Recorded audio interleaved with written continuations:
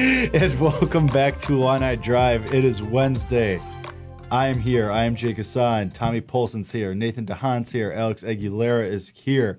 A lot to talk about today. Illinois football, Illinois basketball, some Bryce Harper stuff, some Chicago Blackhawks stuff. But first, hello. How are all of you? What's going on? I'm okay. Long day. Today's the long day at work, so a lot of working and doing stuff. So a little tired, but we're out here. We're talking sports, and yeah. I'm the opposite. I had no class today because the one that you and I share, Jake, was canceled. Therefore, I did a whole lot of nothing today. Felt great. I watched 2 movies today. How was The Revenant? What'd you think? I thoroughly You just saw enjoyed The it. Revenant? Yeah. It's a good movie. So I hadn't been sleeping on it, I would say, but I just for some reason had never gotten around to watching it. I respected it for what it was, even though I hadn't seen it. And then today, seeing it in its entirety for the first time, I was very satisfied. I think you put it very well when you responded to my Snapchat that it's not necessarily like this unreal storyline. Like, it's not a whole lot of plot so much as it is just like awesome cinematography, Leonardo DiCaprio going to amazing lengths to portray that character. And then at the end of the day, it was a pretty good storyline with him coming back and everything. I'm not going to spoil it for anybody that hasn't seen it, but yeah, I think it wrapped up very nicely, and Tom Hardy was a pleasant surprise to be the counterpart in that. Yeah, you won an Oscar for that, I believe. I forgot about that. Tom Hardy also won an Oscar for it? I think so, yeah, for Best Supporting Character. Wow. Nice. He at least was nominated, I know that. What was the other movie you watched? I watched Tag. Have you remember I haven't seeing seen that one. I haven't seen It's like the that yet. 30-year-long game of tag. And then they all reunite for the guy's wedding who hasn't ever been tagged, and then they try to tag him at his wedding, even going so far as tagging him during the ceremony. After the You May Now Kiss the Bride, they run down the hall and aisle and try to tag him. I just watched. It was a good watch. I recommend it. I heard there's isn't there something at the end that's kind of like... Yeah, all of a sudden it becomes Well, a don't very tell me. serious movie. All of a sudden it becomes a very serious, heartwarming movie. I just watched Fantastic Mr. Fox on your recommendation. It was very good. Yeah. Big fan. Who's the... Oh, George Clooney. George Clooney's the Isn't- Fox. Meryl Streep's the wife. Isn't Wes the Anderson's the director. guy who was Bill the main Murray's in it. villain from Peaky, the last season of Peaky in it too? I'm almost positive No, he he's is. not. No. thinking I know you're thinking of the super Italian guy, but it's not him. He's not in it. I was. almost As positive I it told you, Tommy, I was very satisfied with Fantastic Mr. Fox. Very, very fun storyline and very well done. It was cool. It was really, really cool. It's not because it's not quite animated. It's more so like live action. I think it's what that phrasing is. Right. So Hold on, I'm looking at the cast now. Yeah, because I thought he was. I was almost positive. Adrian Brody. Yeah, he's not in it. What am I thinking of then? He's in something. He's in I a don't know, lot. buddy. He's a good actor. He is very good. This cast is Wes Anderson, George Clooney, Bill Murray, Meryl Streep, Jason Schwartzman, Owen Wilson, Willem Dafoe, and I don't know any of the rest of them, but that alone is unbelievable. Yeah, it's good. Yeah, I don't know. I feel like I took advantage of my You're lack right. of class He is in it, today. actually. Yes, I thought so because Who is he, though? He's Rickety the... He's got to be a minor character. Rickety the... I don't even know who he is. I'm reading his name, and I don't know that... Okay, yeah, I knew I wasn't crazy. Okay, cool. I'm choosing to It's a spend weird this. way to know the movie, though. I know. He's not like a... I know. I think it's because He's very far down on the IMDb. I know. Brian Cox in it, too. I think it's because I recognized him in it when I saw him in Peaky. I think I recognized him from something, so I looked him up, and I think that was like the first thing that popped up when I looked it up. But yeah, I can't find what he was. he must have been a very minor character. That's so weird. Can I just recommend not to try and register for classes during a radio show?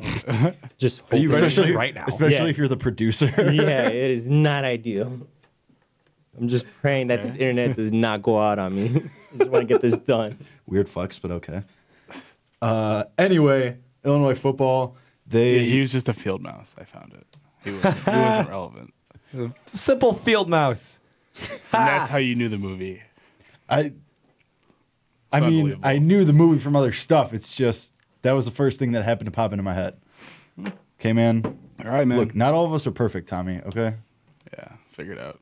Anyway, so Illinois just beat Minnesota 55-31 It was a few in days Champaign. ago. They, you know what? you are exhausting sometimes.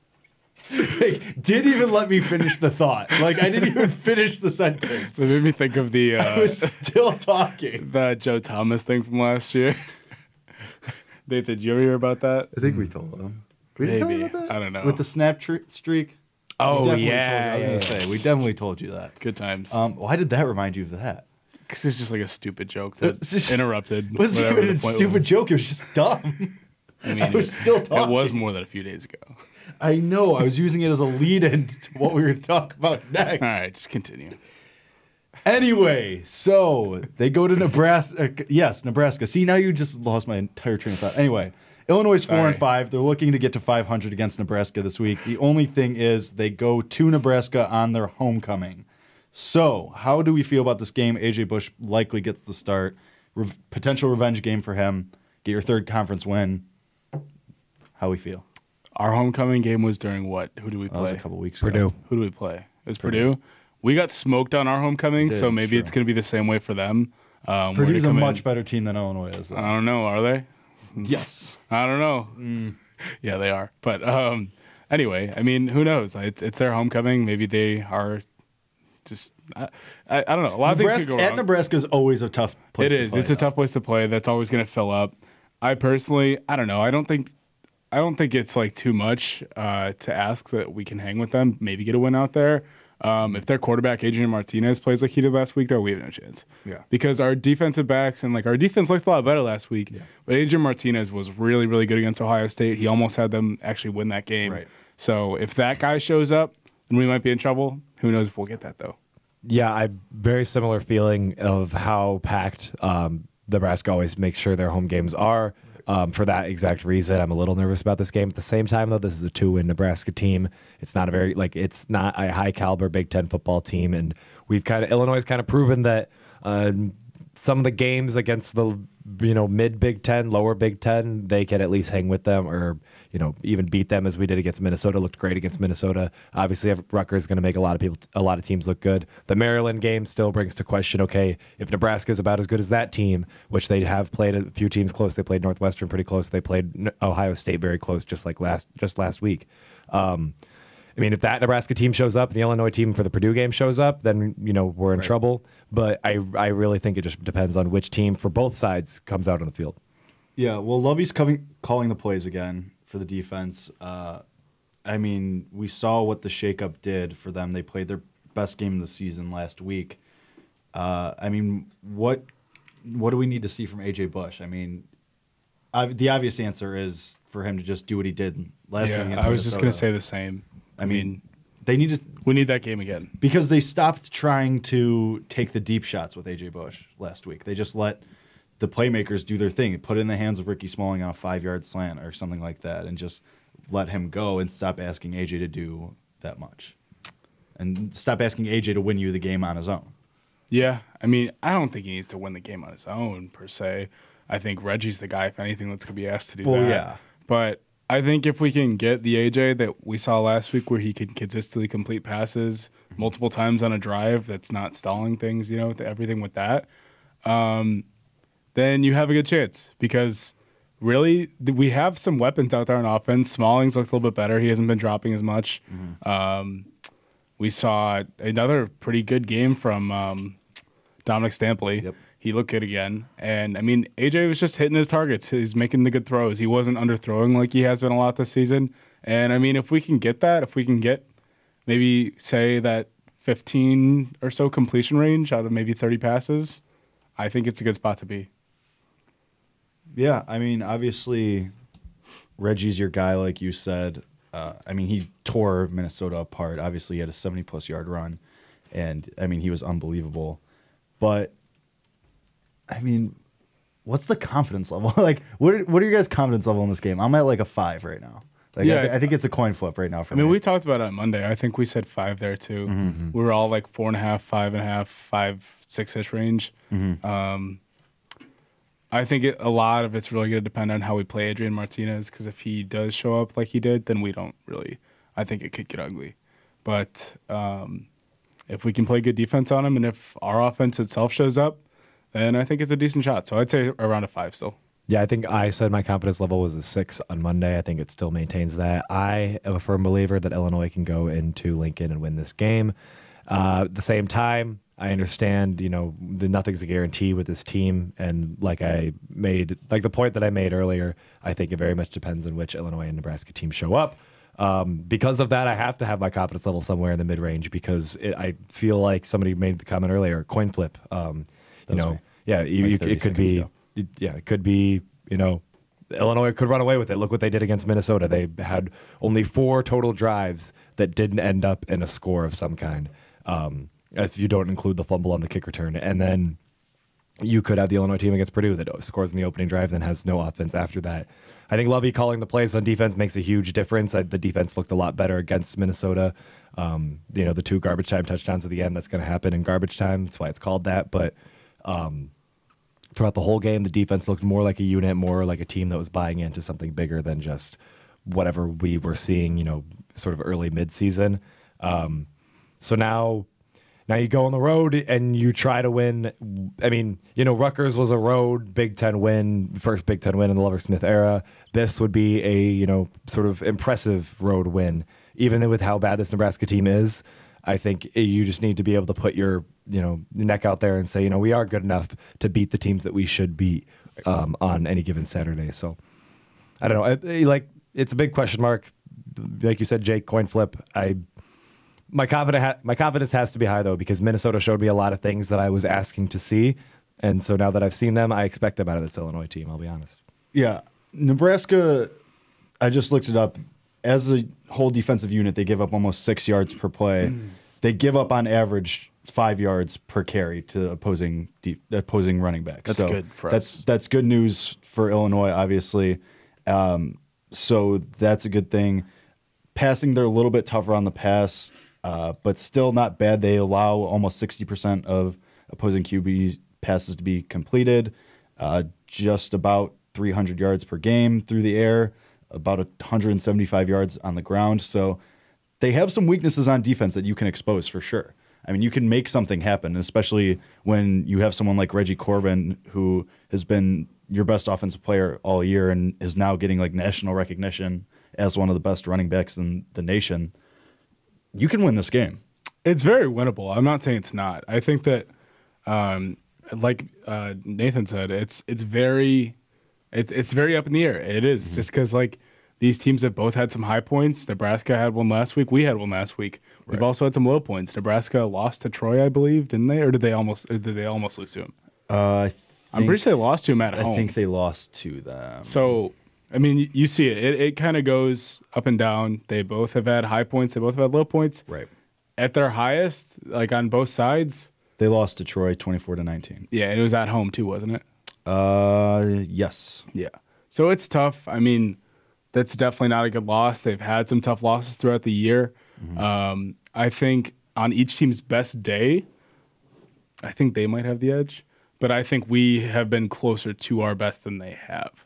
You know what? I take that back, actually, because if you look at those first 3 quarters against Penn State, that's a top 10 to 15 team in the country, and we hung in with them there too. So that's pretty similar. They obviously finished off the Ohio State game better than we finished off that game, but at those top levels, it's pretty similar. So I'd say they're kind of about even. I think that our floor is a little bit higher than their floor is, if you know what I mean. Yeah, I know what you mean. So at their worst, they're worse than Illinois' worst. Yeah. So yeah. I think we'll obviously kind of get met somewhere in the middle. That was a jumble word. Yeah, a fun little grammar sentence. I think we won't get either team's best or worst necessarily. Right. So, I mean, looking at it meeting somewhere in the middle, you'd hope that we at least show up well enough that we can hang in there. I think there's a decent shot at beating them. I mean, if Nate Hobbs and Tony Adams play like they did last week, I mean, that's good because obviously Nebraska's strength is their quarterback play. Yeah, right. So if the secondary can play well and especially those 2 guys can step up, then I think you have a really decent chance. And then if you win this game, you're at 500 with 2 games left. I mean, then you're on a 2-game winning streak. You're probably going to lose to Iowa. But, yeah I think I was very good. What I kind of decided was if I want to stay that extra day for Thanksgiving break. So if we win this one convincingly, I will stay an extra day on Thanksgiving break and go to the Iowa game. If not, I'm out. Okay, what's convincingly? If we beat Nebraska by 2 touchdowns. By 10 points. 10 points, I'll say. 10 points. 2 scores. Yeah, 2 scores. Okay. Because I think then if you can beat a Nebraska team that's coming off probably their best game of the season on the road at their homecoming, and you can go in there and win that game, I'll even say by a touchdown. If they win by a touchdown. 1 touchdown. 1 touchdown. If they win this game by a touchdown, then I will stay the extra day for the Iowa game. Why? Just because your confidence is going to be that high? Because then I think you have a legitimate chance because that's at home. You're coming off your first probably two win streak in the Big Ten in God knows how long. Yeah. And, Senior day. I mean, this is an Iowa team that showed some weakness. I think that overall they're better than us, but I think that anything can happen, and especially with a team with some momentum, they have nothing to lose. They're going for their possible first bowl game since 2013, 2014. I want to be there for that if they clinch that. I have bad news for you, though. Iowa only gives up 86 rushing yards per game and 2.9 yards per carry. I haven't played us, baby. Yeah, they haven't played Reggie Corbin yet. It's not that. It's pretty good defense. I mean, that's why they're. I mean, what are they up to in the rankings now? I think they're out of the rankings now. Yeah, they just lost again. Oh yeah, because they're back-to-back losses to Purdue and Penn State. I mean, I don't know. I wouldn't say that much, but I was more talking about the Northwestern game and possibly finishing 500. That's what I'm saying, though. Is I think like at home, obviously with that Iowa, like going into that Iowa game with momentum from Nebraska and the week before against Minnesota, if we got like a 10 to 15, like 10 to 20 point victory against Nebraska, this team's gonna be riding high, and they have nothing to lose. They want to get out there because this is already a huge improvement on the season from before. Right. Yeah. They'd be riding high into this game. They'd come in hot. They want that bowl game at this point. They'd be going for it. So if they beat Iowa, they're probably gonna beat Northwestern then, right? And then who knows? Tommy's still at 7 wins. Cool. No. Again, I'm not saying this is gonna happen. I'm just saying I think it's possible. I think that it's much more likely that we beat Iowa if we come with a big win against Nebraska. Is that fair to say? Am I crazy? I think momentum plays a big part with such a young team like this. With so much, everybody's been so down on this team all year, and then to finally come out, get what would be our second Big Ten win this year? No. Third. This would be our third. Yeah, our third Big Ten win this year. That already is more than people would say. They'd be coming in. They'd be so. I'm just saying you're getting into dangerous territory because we've been here before. Jake, again. We've been here before. Jake. I'm not saying this is going to happen. Okay. I'm just saying in this scenario with this win, this proverbial win this weekend. Yes, of course. Then good word. Yeah, Nice. thanks. I don't know if it actually fits there, but it sounds It does. right. I think. If, which is a big if we do get this big win this weekend, I think the outlook for the rest of the season changes a lot. Okay, so all I'm saying. predictions for this weekend, though. So The last time we had a 2-team Big Ten winning streak was 2014.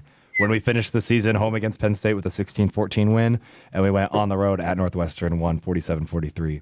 O'Toole was our quarterback then. Yeah, Riley O'Toole. jeez. And that was Dudek's freshman year. Yeah. Wow. Yeah, Okay. that was our last bowl game, too. Yep. It's a lot. We lost prediction- to Louisiana Tech in the Zaxby's Heart of Dallas Bowl. Not a great look. All right, predictions. I got the drive up. Yeah, predictions. Well, the opening line is Are we still huge underdog? Are we still 18 points? It opened at 20. I think it's Illinois 17-point underdogs for this game. Lock it in. So, I mean, okay, so predictions. I'm gonna say Illinois wins 27-17. Okay. Wow. I think if I had to pick, I'd say it's a 35-31 loss for Illinois. Okay. I think it's a close game, but I don't think we pull it out. I'm gonna go 33-30 Illinois. 33-30. That's It's a 33-30. preposterous score. yeah, that's a weird score. I think it's a weird game. I mean, I guess it works if Illinois gets to 21 and then just field goals. Right. Yeah, You'd and have to go Nebraska is just- the same thing with 4 field goals. Yeah, you just have It's a weird game. I think it's a weird game. Okay, I don't hate it. All right. Maybe there's some missed extra points. Some 2-point Yeah, conversions that don't that's go a fair. certain Chase way. McLaughlin's not missing us that's points. fair. Nah, by them. Okay, Maybe I actually am changing mine too. I'm going to go 27-24 Illinois. Oh, you're going Illinois now. Tommy Tommy went Nebraska. You went 24. I'm the only 24. Nebraska. I'll go. I went 27-24 Illinois. I'll go 24-21 Nebraska. 24-21 on Nebraska. And you have 33-30 Illinois.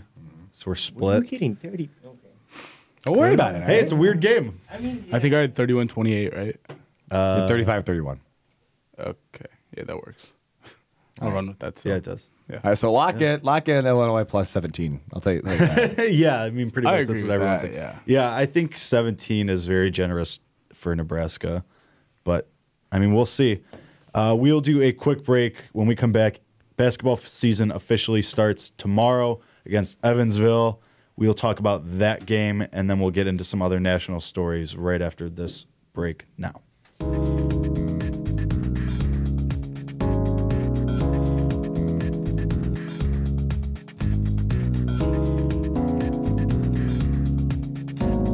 All right, welcome back to Illini Drive, Wednesday edition. Myself, I'm Jake Hasan. Tommy's here. Wednesday. Wow. It is Wednesday. Doesn't feel like a finished Wednesday. signing up for classes. Good job, Alex. Yes. Okay. Proud of you. Anyway, Multitasking. really proud of our producer over there doing God's work. Anyway, Illinois basketball plays Evansville tomorrow. It's really the start of the season. They had the exhibition game against Illinois Wesleyan last week, and they won that game 83-67. Evansville's a little bit tougher than Wesleyan, probably. Doesn't Marginally. Doesn't Evansville play us well usually? Do Don't we think usually Do we play them? normally play? Yeah, I don't know what the I history just hear is like when there. I heard the history is that Evansville kind of plays well against us, and they've snuck into the tournament a couple times. So like, I'm I not don't too worried about it. First honestly. I've heard of it. I don't know. I've just heard some chatter. I don't know. I'm not too worried about it, but that's what I heard about Evansville. Do we expect the same starting five? Which was, but for the record, it was Io, Trent, Kipper, Georgie, and who started at the three? Aaron, AJ. AJ did? Okay. Won't be surprised So, if yeah. they throw Feliz in there. Yeah. Police he probably starts? earned it. I just don't know. Who are you going to bench for him? AJ. He didn't do that much. Fleece play the three? Or you? You put Io's big enough to like play the Yeah, three. he's like 6'5", 6'6". It's the thing with Yeah. like this offense is like you really don't have. Right, yeah, I guess. It- the but is that only- something? Do you want to you go really- positionless right off the bat like that, though? Yeah, I think they're I mean, ready for against it. Evansville, I don't think. Yeah, he and had an I issue. think Io's big enough defensively to play the three. You know, in offense it doesn't matter. So Yeah, I guess. I'm fine with it. Yeah, I guess. So Like Felice Trent at the starts probably. one, I don't know. I mean, Feliz at the two. I kind of feel like Underwood likes Felice off the bench. I also don't think they want to take AJ out just because they want some experience out there in the lineup. Right, yeah. And obviously Trent has it, but like having the one like kind of One guy who's been there upperclassman, forever. Yeah, a veteran. Yeah, I think probably AJ still starts because, I mean, having Fleas off the bench, I mean, that's just kind of your glue guy then Yeah. that you can bring off. And I mean, yeah, I like that a little bit more because AJ gives you more spacing with the starting group anyway. Obviously, you have Trent out there, but I mean, I feel like having AJ in the starting lineup is better. Georgie, what are we feeling from Keep Georgie? Georgie. tomorrow? Oh, What you are have you to. No, laughing that's, about? That's what I'm saying. So I'm saying, I mean, is he going to stay out of foul trouble this time? He'll be fine. Yeah, Play yeah, more right. than 14 minutes? That's He's- something that you can like slowly learn and understand the college game of what you can and cannot get away with. I'm not concerned about it at all. I am. I think we did talk about this on Monday, saying it's surprising how little Samba Kane played, and maybe that shows where his development is at, and if his development is at where that game indicated. Georgie, I'm all in for having Yeah, him oh, yeah. as Yeah, our for sure. as our five for the season. And honestly, that's the starting lineup that I prefer the most. I think I like the two of my most dynamic guards being sharing the floor. I don't. Do we think Trent's probably going to do most of the ball handling and Io a lot of the slashing off the ball? Or I think it's going to be I think very it'd be- fluid. I think it'll kind of be reverse, honestly. do you think it'd be mostly Io with the Yeah, ball? I think I was Yeah. a little bit more of a better passer. Yeah, and I don't Yeah. think.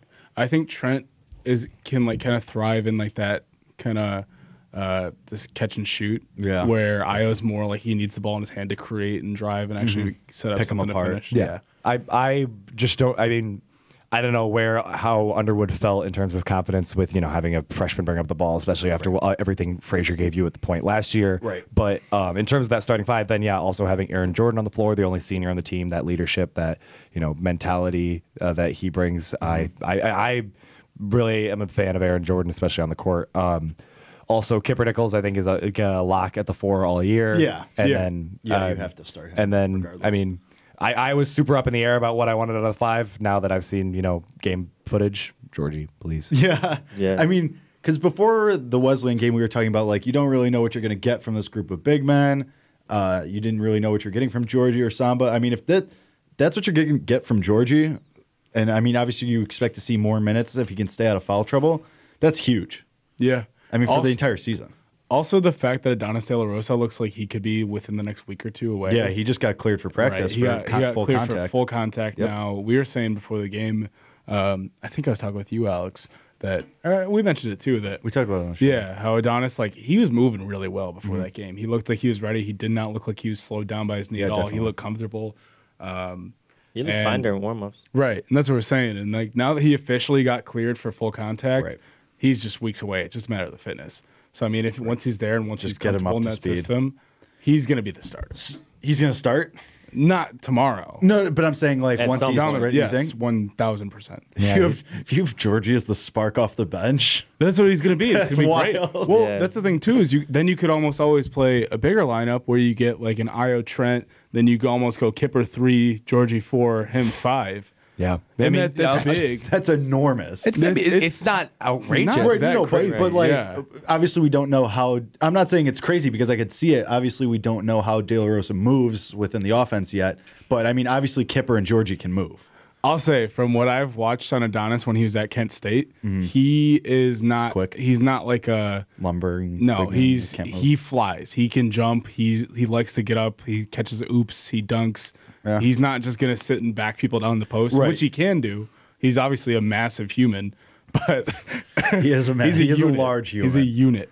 And He's a big guy. He's a big just boy. a big guy. And that's why I like this roster Yeah, more with right. him as our 5. Yeah. Because Georgie's 6'9" and Kipper's 6'6". So I mean, Adonis he's 7 foot. Isn't he? Adonis, He's a legit like Adonis 7, listed, 7'1". listed as 7 foot. Okay. Because that is more of a like compete with the bigger teams lineups, and then right there, Io and Trent, I think we're very set on them being the backcourt. Yeah. I mean, Kipper as a 6'6" is kind of a small 4 if you keep He him there all projects year. as like a 3 once he's the NBA. Yeah, Yeah. 100%. Yeah. But that's why having him, out there and moving on the wing might be more beneficial. I mean, Aaron Jordan's 6'5", so you're not really changing much in height there, but you're adding 3 inches at the 4 and another 3 inches at the 5, and that's you can't teach height. True. It's also an People athletic forget 3 that. inches. It's a very athletic lineup. Yeah. I mean, Kipper, just the fact that Kipper can play the 4 and the 3 and you don't lose anything with him out there because he's super athletic, like, it's unbelievable. Yeah. I mean, that would be a huge lineup, but it would work, obviously. I mean, that's really interesting to think about. Do we want to do predictions for this game? Actually, there's one more thing I want to talk about because I'm hoping we see more from DeMonte in this game. Yeah. Because he was quiet against Wesleyan, and granted, it was an exhibition.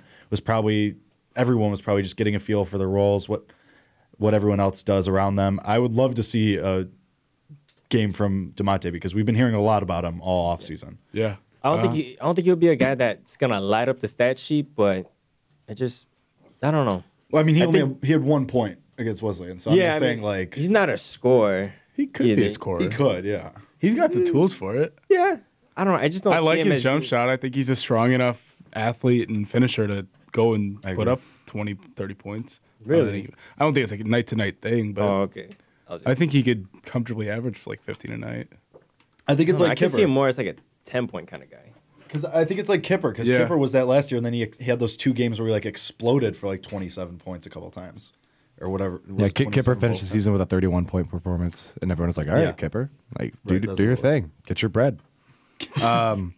Yeah, well, and also, I mean, you got to remember DeMonte, sophomore, so like this is sort of the year I think that you would expect to see the growth of, you take your freshman year, you were kind of a role player, if that, gave some good minutes, but now let's see what you got. You got a really talented freshman class that came in. You obviously have Trent Frazier in your class that is going to demand minutes. Like, you're going to start having to bring something to the table, or else, you're going to be sitting left bench most of the game. Right. So, yeah, I think that's something to keep your eye on throughout the season. I guess it's right bench with Illinois basketball, the way that they're I guess. set up.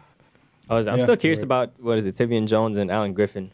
kind of coming. I off like the them both bench. a lot. I think they'll both be nice. I feel like I didn't see enough of them in the exhibition game, but I'm curious to see what they do coming off the bench as well. Yeah, I think their role. I think Tevian's in for a role upgrade because Underwood talked about his length and what he brings, just his physical tools. So I think we're going to see more of him in this game because it's still very much, I feel like, experimenting with the lineups and who fits where and who fits with who. So I feel like there's still a lot of tinkering going on with people's roles and how they're going to play. Yeah, it absolutely is. I mean, I don't know. I think top to bottom, this is probably the most talent that we've had in a long time. Yeah.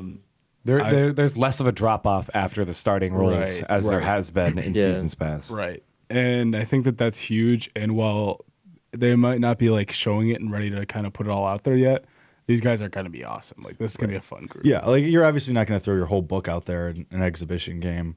I mean, Tommy, when we were talking about it, we were saying this could be as deep as a 10-man rotation. Yeah, I mean, and that was without crazy. Adonis. It's crazy looking up and down this roster. We talked about Kipper, who's 6'6", 220. Even Ellen Griffin's 6'5". Tevian's 6'7", so he's bigger than Kipper. Yeah. Like, these dudes are huge. Anthony Higgs is listed at 6'8". 235. He's more of a small forward type. Georgie's listed 6'9", Adonis 7 foot. He's a legit 7 foot too. He's you can tell when you look at him. He's listed at 260. I think he might be higher. He's a big dude. Too. He's a thick boy. It's a big dude. Like, Just called him thick. yeah, he is. He's just a I- body. Like When they I were think warming that's up, the I best- looked at Tommy and I said that. Yeah, I think it's like that's the best way to describe him. He's just a body. He's a And unit. yeah, exactly. And he's athletic. Because it's like even though he is that big, he moves well. Like, and even just seeing him on the floor, we saw that. But I'm telling you, like from what I watched, he gets up there. He's athletic. Yeah. He's gonna be really fun to watch once he's actually healthy again. So I can't wait to see Io throwing lobs to him. I can't wait to see him cleaning up in the paint. Yeah. And it's gonna be awesome. This is the guy we've needed these past like 5 to 10 years to combat like the who is that Purdue big man? Like Isaac Haas, and then who's one before him? On the Blazers now. Swanigan? Yes, Caleb Caleb Swanigan. Swanigan. This is the type of guy, he's like a Swanigan type, where like we need somebody who can guard that. And we haven't had that, and now we finally do. And that's exciting. I'm really pumped for that. Donis is going to be cool. Yeah, it is going to be cool to see how the offense and even the defense operates with a legit 7-footer. He's also got some tournament experience, which is nice. Yeah, he does. People didn't know. I'm actually just reading his bio. I didn't know this until this, but Yeah, because Kent State. he right? made the tournament in 2017 with Kent State and 2015 with St. John's before he went to Kent State. Yeah, interesting. Tournament experience. It's exactly what we need. That's what Yeah. he needs. It's exactly what we need when we go on our run this year. That's right. That's right. So score predictions. I mean, what do we want to say? I'll go first, I guess. I think it's going to be like 77 to 65. I was going to say like 86, 60. I think this is a blowout. I don't think this is close. Yeah, I think it's like 10 more than 10 points. I just think Evansville's marginally better, so I don't think you're going to score as much. I don't think you're going to crack 80 in this game. I think we will. Really? Yeah. I I'm gonna I go. don't like, even though Evansville can hang with teams, they're decent. Like, I don't mean to disrespect them. I just think that the talent level between like Trent and Io, and especially I kind of talked about it with you, and I don't know if we mentioned on the show, but I think Io was kind of screwing through last game. I think him actually we turning talked about it, it he's on going to Monday. turn it up in this game, I think, and we're going to see like top level from everybody. I think this is going to be not pretty. Yeah, I'm going to go 81-67. Okay. Alex? Go 76. 76, 64. Okay, a little bit closer. What do you 12 guys points. think? Okay, I want to hear full season projections, though. Full season projections? Because, Oh, yeah. jeez. Everybody's like, ooh. I don't know, because I feel like we're not really going to have a feel for this team until after the Georgetown and Gonzaga game. I And even kinda want- after the Maui tournament in general. I kind of want knee jerk though of just everybody looking at the schedule right now, how good they anticipate this Illinois team to be, how good they anticipate the Big Ten schedule to be. I mean, you have a tough schedule this year. I think it's a better team, though. I mean, I think this team could be a tournament team. I could see 20 wins. I don't think 20 wins is out of the 20 and 12. I mean, it just depends because you just have to see what you have with each guy. how they play these kind of tougher opponents sometimes. But yeah, I mean, I see 20-21 wins tournament. I see about like 18 or 19 just because, I mean, I just haven't seen enough, and I'm not sure, come Big Ten play, how our big guys are going to play once conference play comes. So I'm going to go around that 18, 19. But I could easily see it going to about 20 to 21. Yeah. Yeah, I agree kind of with both of you. I'm in that same range. I'd really have to look through this whole schedule. Like, if I look through the schedule. I have two key wins. All right, I have Ohio State at home in December when we do our little 2 early Big Ten games. Okay, we go at Nebraska, then we come home to play Ohio State. That's at the United Center. That's a neutral the Ohio State United Center. Yeah. All right, I'm reading the schedule wrong. Either way, I still think that we're not quite sure how good this Ohio State team is just yet. Obviously, we're not sure how good this Illinois team is just yet, but my knee-jerk is that Ohio State doesn't carry the weight that they have in seasons past, and everybody saying they are having a down year is going to lead to a down year, and I see us pulling one out at the beginning, having a lot of hype at the beginning of the season.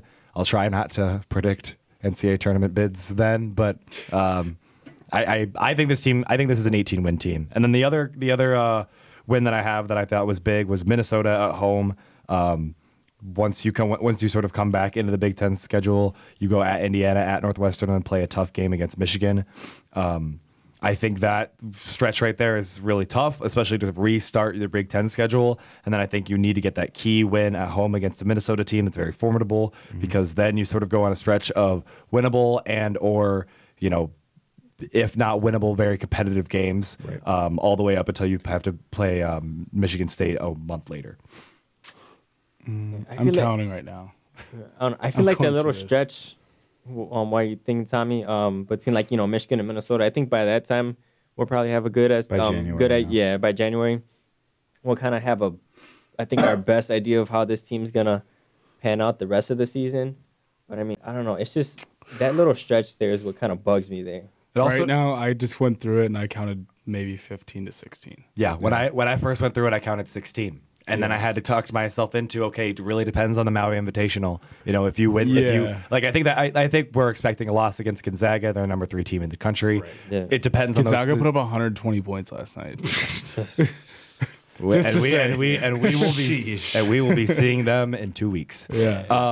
I think you lose that game against Gonzaga, but I think then your next 2 games, it depends on who you draw and how well you play. Because you could go 2-1 in the Maui Invitational. You could go 1-2. You could drop everything if you get the wrong pairings. Yeah, I think if we get Arizona, we're going to lose that. Iowa State, I think, is winnable because they're kind of in a similar situation to us. They're very young, rebuilding. Then it's either Auburn, Duke, San Diego State, or Xavier. Xavier would rock us. San Diego State's hanging. We could hang with them, I think. Auburn, we could hang with. And Duke's going to win the national championship. Duke would put up 200. Duke's going to win the invitation. Duke would put up 200. Then you got Mississippi Valley State. That's a win. Notre Dame, I think, is a loss. I don't know Notre Dame is much this year. I don't really know what their roster looks like. Yeah. They're usually a solid team, though. And in South Bend, that's tough. I think at their ceiling, they are a 20-21 team and tournament. But I think, at their floor, they're about a 14-win team. At their floor, they're about a 12-win team. I think last season's record is the floor for this season. I don't even think that, because I kind of agree with Jake where it could be 12 wins, but it could still be a better season. Because out of those losses we had last year, a lot of them were not pretty. They were very stupid losses, ugly losses. Nebraska. I mean, there was just some ugly, dumb losses. I don't think that there will be a single game outside of, unless we land Duke and probably Gonzaga. I think every other game should be within 10 points at worst. I hope. Wisconsin's still kind of stinky right now. Hap's good, but the rest of the team is not Wisconsin. Michigan should be good again, so they'll be tough. Penn State will be okay. Indiana will be good, but I don't think beat us by like 10 points or more good.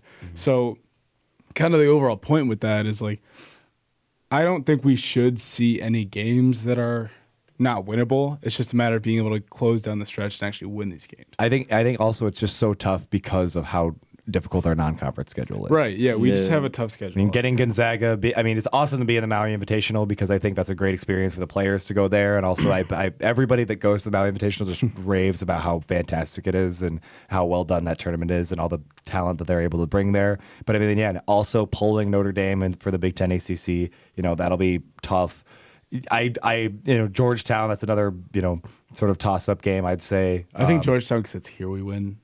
I hope so. Possible. I counted them. But I'd also like to say that last year you had 3 games go to OT and you lost all of them. Yeah. So True. But the thing that sort of set me back, that has me looking down this rabbit hole of last year and this year and everything, is that last year, I mean, we just had such a nonsensical non-conference. I mean, we played Southern, UT Martin, Longwood, DePaul, Marshall, Augustana, North Central College, Austin P, UNLV, or we lost to UNLV, Longwood, Grand Canyon, New Mexico State. We lost that game. But that non-conference compared to this one is just so much worse because then we went to Big Ten and we pretty much lost every game. Right. Yeah. Had a surprise win against Indiana. We took care of Rutgers both times that we played them, and then we split our series with Nebraska. Yep. Yeah. So, I mean, I think that's why I think that team is the floor for this coming team because I think we start competing with teams that we didn't compete with beforehand, and we start winning the overtime games like you talked about. Yeah, I mean, we'll have to see. Obviously, the Maui Invitational will tell us a lot, and then once Big Ten play starts, that'll also So do you guys think we have Adonis for Maui? That's in 12 days. I think so. Right then, I think, or if not, like later on in the If not, I think we get him right after. Yeah. I think he's back from Mississippi Valley, if not. Because I think if you throw him in at Maui, like right in against someone like, say, Arizona or even Duke, like I think that's asking a lot. So I think throwing him in against Mississippi Valley, I think that's probably better just to kind of bring him back slowly. I think throwing him into the fire like that would be a mistake, but what do I know? I don't know. I'm just saying like full contact, it all kind of, once you're kind of there, that's usually like the high end, you're waiting 2.5, maybe 3 weeks. Low end, it could be as soon as like a week. Mm-hmm. So we could, this is a stretch, it depends on how fast he catches up to speed. And it's all just how comfortable he is. It really is. Yeah. So, I mean, really, I think the soonest that it's even in the maybe realm of possibility is Georgetown. We could team against Georgetown, which would be awesome because then you get him once before you got to Maui. He's had a game under his belt and he's kind of starting to get I think it's possible. I don't think we'll see him playing 25 minutes right off the bat, but like maybe in like a 10, 15-minute capacity off the bench. Yeah, I think it's possible. I think you could definitely see that. All right, so right now I have Jake at 20 wins. I have Alex at 18 to 19 wins. I have 18 wins. Tommy, what can I put you down for? I'd say, wow, I can't believe I'm about to be the lowest one on this show, but I'm going to say 15. 15, all right. Mm-hmm. I'd say 15 is the low. I think it could be up to like 20, but. What do you want on record as I say our preseason predictions? Meet me in the middle. We'll go 17. 17. Yeah, for on the record, I would like to be put down for 18 because I think 20 is their ceiling. All right. If I had to choose 18. Yeah. All right, so we got 3 of us at 18, Tommy's at 17. We're all pretty much in this realm of this team could be a tournament team if they surprise a few people, right? But we're looking at a number 1 overall NIT seed. I think this is the first time I've ever been like the least optimistic on this show. Last year, me and you were both at 18, 19. Yeah, I think this is the first time in the history of my time with the Illini Tribe that I've ever been the lowest prediction for one of our teams. You do, yep. I mean, for the Bears season, I have you as the most wins. You have 11 wins. I still think they're going to get that. Jake says 10. Alex says 8. I 10's said 7. definitely doable. I think we get 11. Anyway, all right, let's talk NFL because there was moves made today. I know you want to talk Bryce Harper because all of a sudden the Cardinals are in the mix, but no, I'm not even starting. So Des, who else? The Giants? Yeah. So not pen to paper, but Des Bryant's going to be a Saint. Yeah. That's terrifying. That's ridiculous. I mean, how good is he though? How good is he? He was. But I mean, like, for so doesn't matter long. how good is he. He's got Drew Brees as his quarterback. Drew Brees is gonna make him better. Yeah, I was gonna say Drew. He could be sick with Drew Brees. What's his role gonna be though? Like probably second catch receiver. The ball. Second? Like I don't know. It's Oh, really, Alex? You think? Michael Thomas is clearly still number 1, Right. obviously. And I think those are your 2 wideouts. Yeah, I would agree with that. Right. Yeah, I think he's your second, but I mean, I'm saying more like if you think about like Kamara's really their second receiver. So sure, then he's third.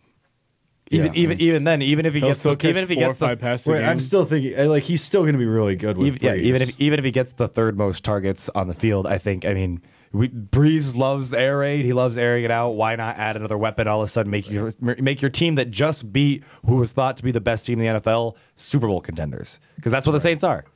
Yeah. With the offense running the way that they have it right now, and I remember my take at the beginning of the year saying the Saints' defense was solid, and they haven't really been fantastic. And they're still a top 10 defense in the NFL. Are they? I don't know. Teams run over them. Every Saints game is 50-50. Teams still run over them, but I think talent-wise, they all the have Saints' it there. defense is their offense. Yeah, but then that's the best defense. It is. Keep scoring. I think the Saints are now my favorite to win the Super Bowl. I mean, based on what I've seen. I mean, how are you gonna bet against the Patriots, man? How that performance after the Rams, that offense could not be stopped against the Rams. They took a couple steps. I'm telling you, man. I think the Patriots are still. The Saints did give up 48 to the Buccaneers. Yeah, that was Fitz magic. Yeah, that's true. I mean, otherwise, he's kind of right though. The Saints have only given up more than 21 points, like 2 or 3 times. And then Drew Brees is basically having the best season of his career. And he's like, what, 39? Drew Brees had the highest completion percentage in a season ever last year, and he's doing better than that so far this season, while averaging more yards an attempt. I love Drew Brees. Is Drew Brees better than Peyton Manning? Yes. Yeah, okay. Is Drew Brees better than Aaron Rodgers?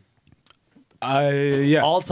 In the all-time argument, yes, he is. In the right now argument, no, he's not. Yeah, I'd agree with that. Yeah, that's fair. Okay. Even with the numbers he's putting up, I still think Rodgers is a more talented quarterback. I think Rodgers doesn't have a running back. You know what? No, because I'm gonna go back on that. You're right. That's Drew what Brees. I mean. I'm Team Drew. I've kind of always thought, I never really said it out loud, but I've always kind of thought Drew Brees was a little over Aaron Rodgers, to be honest. I think I'm kind of with Nathan. I see where he's coming from, because I think if you put Aaron Rodgers on the Saints, he's got multiple Super Bowls. Yeah. I kind of agree with that. The thing is, Rodgers has never really had a running back. Anything. He just got a number 1 receiver this year. No, I hate when people say that. I hate when people say that. No, are you kidding me? Greg Jennings in his prime. No. Okay, yes, but what do you mean? No. I'm saying Jordy Nelson was a god forever. I'm saying for the first time in like 3 years. Sure, okay, that's fine. Here's I'll my take that argument. Here's my argument against the Aaron Rodgers having good wide receivers, whatever you want to call it. Look at any receiver that's left Aaron Rodgers. Yeah, because they've left when they're like 30. That's true. Greg Jennings left when he was still and he was still good after. Oh, was he with the Dolphins and the Vikings? He was not bad with them. No, he was. I'm not saying he wasn't as good as he was. With the and Packers. Obviously your number's going to drop off when you don't have Aaron Rodgers, but he's still a good receiver. He went to Ryan Tannehill. Yeah. When you want Ryan Tannehill to be throwing 1,000 yards, that's not going to happen. Who was quarterbacking for the Vikings too? Was Ponder still the quarterback at that time? Oh, wow. Yes, it was Christian Ponder. Obviously he's going to drop off. Yeah, but at the same time, like Greg Jennings isn't the only example. Jordy Nelson's not doing great right now. Remember when he's 30? Remember when he went to a terrible Raiders team. He also was the NFL, he was the comeback player of the year 2 seasons ago with Green Bay, and he was so good so long with Green Bay. Look at James Jones, who was a Bears killer that was a nightmare with the Raiders. Then he came back and scored 4 touchdowns the next game against the Bears. Yeah. Any receiver that leaves Aaron Rodgers, you see that they really weren't that good of a receiver. I'm not obviously he's a great quarterback. I don't know what you're arguing here because he's fantastic, but these aren't bad receivers. No, they're not bad receivers, but they're by no means any number Who's 1 Drew receiver. Brees had? Besides Marcus Colston, you can give him Michael Thomas now, Kamara. Outside of that, who else do you have besides Jimmy Graham? Those 4. Brandon Cooks is pretty sweet for him. Cooks was fine, sure. That's 5 players. I mean, you're talking about a longer span than Rodgers. So I'm having a hard time remembering all the Saints receivers of the past. The only one I can really think of that was on his best teams was Marcus Colston. And they had decent running backs. They had Deuce McAllister. They had Reggie Bush, obviously. Deuce McAllister. I haven't had that name forever. Yeah, that's a good one. I forgot Cam Meredith's with the Saints right now. Yeah, but I'm just saying, it's not like Brees has had some army of just weapons to go out and. No, Brees hasn't, and Brady hasn't. But a lot of quarterbacks that go up in that conversation of who is the best in today's game have Antonio Browns or people like that around them that they rely on. I wouldn't put. Did you just kind of imply that Big Ben's one of the best quarterbacks ever? No, not ever. Okay. I'm talking right now. I still even then, talking about Big Ben's now top 10. Now I'd say yes, just because there's so many bad quarterbacks in the league right now. Yeah, true. Right, yeah. Nathan Peterman has a starting Big Ben job. has had so many receivers, though. Yeah. Big Ben has had he's been a ton of great. receivers. But when you come to Drew That's Brees, someone, like, I don't know. that's someone who I feel like has always had like good supporting talent. Yeah. But I feel like when it comes to Drew Brees, I mean, he's had, good enough talent, but just, the type of quarterback that he is, it's just. Yeah, he makes you better. Yeah. Brees had Jimmy Graham. He had Lance Moore. Who? Lance Moore was fine. He It was wasn't. just like, it wasn't. I'm just looking back. I'm genuinely curious.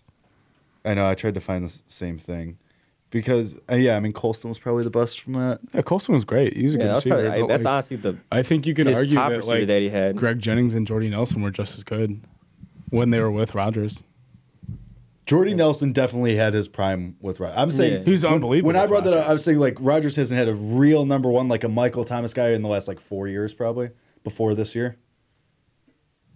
Because that was when Nelson was dealing with injuries. Randall Cobb had like one good season, but he was fine. Yeah. Cobb's better than one season. Cobb's very good. But he has had one very good season, but he was like overall like just fine I guess so, to yeah. good. I don't think he was. I just see who was Rodgers' prime targets with Nelson, with Jennings, leaving, going to other teams, and watching them be bad. Even other receivers along those lines. I mean, you don't know the names of Jeff Janis or even Geronimo Allison right now. I think Randall Cobb is literally making his career off of Aaron Rodgers. I've never thought that they've never drafted a wide receiver high, and they've never really went out and got a wide receiver in free agency. So Rodgers is sort of just playing with guys that start off their career with the Packers, end up going somewhere else where they find out they can't be successful because they don't have the brilliant quarterback under center that Aaron Rodgers is, and their careers falter because of it. I mean, I don't know. I guess I personally just think a lot of these guys left Green Bay after their prime, and they also went to bad teams. So obviously, a lot of them did go to bad teams. Yeah. And that's what I'm saying. So I mean, obviously their numbers are going to drop off when you leave probably one of the best quarterbacks of all time. Mm-hmm. To go to Ryan Tannehill or Christian Ponder, even Derek Carr. Yep. Who's definitely not as good. Yeah, Isn't Jimmy Graham on the Packers now?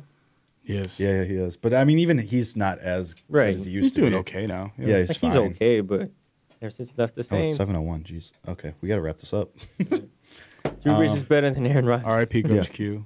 Yeah, that was a weird move. Sad. I'm very Weird sad. on the timing.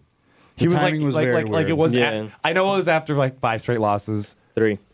No, Was it 5? 5 straight. I thought it was 5 straight Blackhawks One was losses. overtime. But also like you didn't do it after last season, and then the Blackhawks stopped, but like excluded from those 5 losses. Started off the season looking all right, looking like a better hockey team than a lot of people anticipated them to be. Right. And then you fire Coach Q. Questionable to say the least. What do you think about this new guy, Tommy? The new guy's cool. It's just he's never going to succeed in Chicago though. You think so? He's set up to fail. This team stinks right now. Yeah. They have so much money tied up in like 5 guys too. That's not even the issue. It's just that like Stan Bowman, he should have been the one that was fired. I agree with that. He's what's wrong with this team right now. He's traded away so many good players for nothing. Mm-hmm. It's time and time again. He just makes stupid moves. He's gotten rid of so many good players, and it's a shame because Q can't do anything when he doesn't have the talent there. And a lot of the comments from guys like Kane and Taves and stuff like that reflected that. So I think it's clear what's going on. And You reading the Le'Veon Bell tweet? Yeah, I feel very bad for Q. Yeah, that stinks. I mean, some team's gonna scoop him up pretty fast. It's gonna be so sad. Yeah. Nice guy. Yeah. I remember I met him. Bryce Harper rejected a $300 million contract from the Nationals. It was 10 years. The Phillies and the No Cubs are the opt-out. 2 favorites to land him as of the latest betting odds I just saw. I don't think the Cubs are gonna get him. I do. I don't even. The rest of us do. I don't even think they're gonna pursue him at this point. 50-50. It's 50-50. inaccurate. Okay. Yeah. Harper's gonna get paid $400 million by someone. RIP the Blackhawks. And all right. Yep. This has been Illini Drive. Beat Listen Nebraska. Yeah, sure. That was a weird way to go with that. Woo! Isaac, Brian, Eli, and Tati tomorrow. That is all for us for this week. Thank you for listening. Alex, hit the music.